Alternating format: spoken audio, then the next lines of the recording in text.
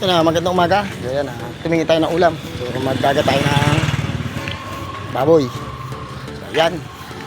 So, bumili tayo ng nyog. Nagpakain tayo ng nyog sa baboy. Yan, oh. So, yan. So, mamaya babalikan ko po kayo mga karil. So, pag nasa kusina tayo ni Cambalicious. So, yan lang. Dito lang ang video. So, mamaya na lang po. So, yan na. Magandang umaga po sa inyong lahat. So, welcome sa kusina ni Cambalicious. So, magluluto po tayo ng ginataang baboy. So, yan. Samahan nyo ako sa aking munting kusina. So, babalikan ko po kayo. So mga guys, mag-isa na tayo ng ating bawang sibuyas.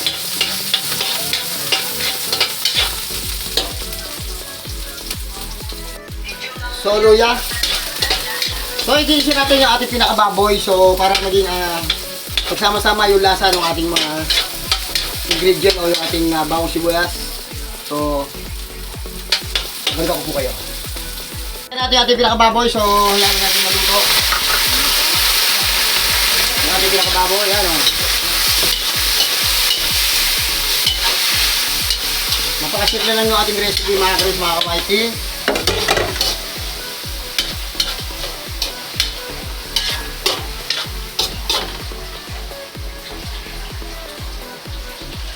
So, mga Chris, patis. Para magkalasa na yung ating pinakababoy. So yan, napakasarap nito mga Chris, mga ka-YT. So try nyo yung aking mga recipe.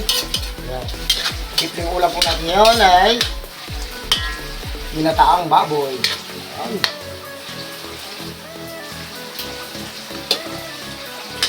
So haya lang natin maluto yung ating pinakababoy mga Chris, mga ka-YT.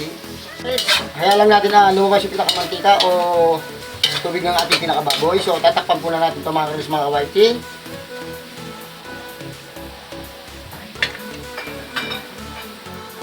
So, kaya lang natin maluto maigi, mga Chris, mga ka-YT.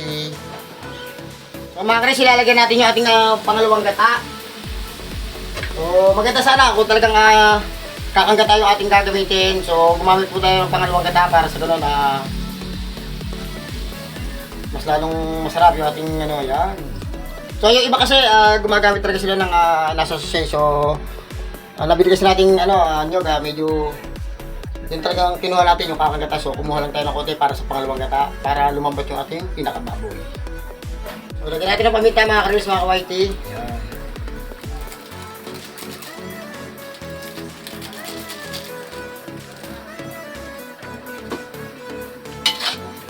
So yan, masarap sana dito lagyan natin kung meron tayong spinach o dahon ng sili o malunggay. So yun ang so ang gagamitin po natin dito dahon po na malunggay para mas lalong masustansya yung ating ginataang baboy. Yun, diba? So, kaya lang natin maluto yung ating pinakababoy para mas masarap kasi talaga pag malambot yung ating baboy o karne na ating mga niluluto. Takpan natin. So, kaya lang natin na maluto maigi yung ating pinakababoy.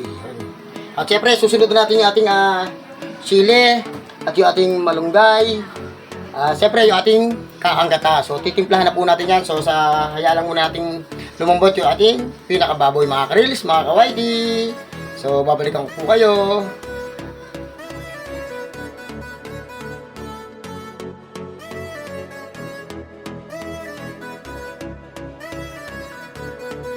So yan, haya lang natin na maluto yung baboy natin. So siguro to 40 to 45 minutes para siguradong malambot yung ating pinakababoy. So, muna po yung ating ginataang baboy. So, sa pagluto, kailangan happy lang lagi tayo saka ini-enjoy natin sa lahat ng mga gawain natin.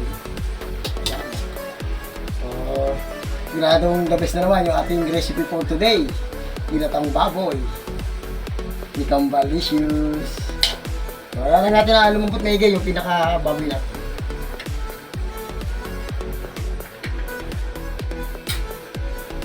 Balikan ko po kayo. So mga Chris, yan naka 40 o 45 minutes sa puto. So tingnan natin kung malambot na yung ating malambot na yung ating pinaka-baboy mga Chris. So, yan. Malambot namin yung lalagyan natin yung ating kakagata mga Chris, mga ka-YT. Yan, yung ating kakagata mga Chris, mga ka-YT. Yan o, sarap. Yun. Siyempre, lalagyan natin na uli ng paminta.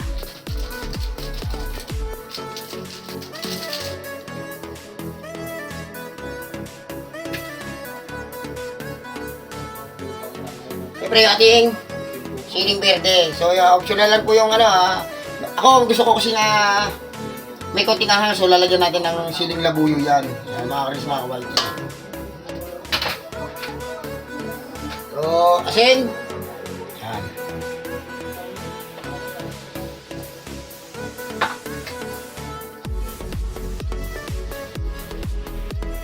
Sukal.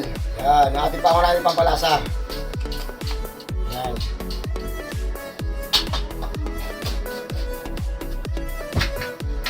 Balik natin mga Chris, mga kawaiti yan.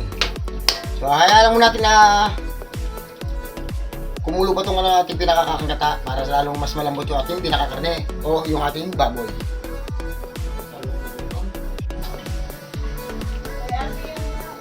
So mga Chris, ilalagay na po natin yung pinaka malunggay mga Chris.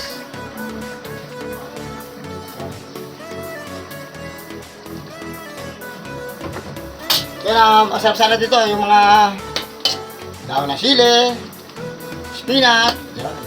So ang inilagay po natin para lalong mas masustansya yung ating ginatang baboy. So malunggay po yung ating ginamit. So hayaan lang natin maluto to 2 to 3-5 minutes. So okay na po ito ating ginataang baboy.